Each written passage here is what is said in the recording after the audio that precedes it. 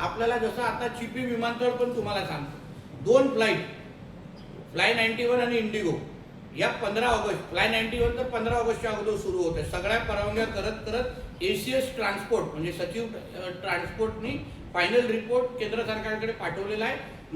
माझ्या हिशोबाने चिपी ते नवी मुंबई एअरपोर्ट हे फ्लाईट 15 ऑगस्टच्या अगोदर चालू आहे.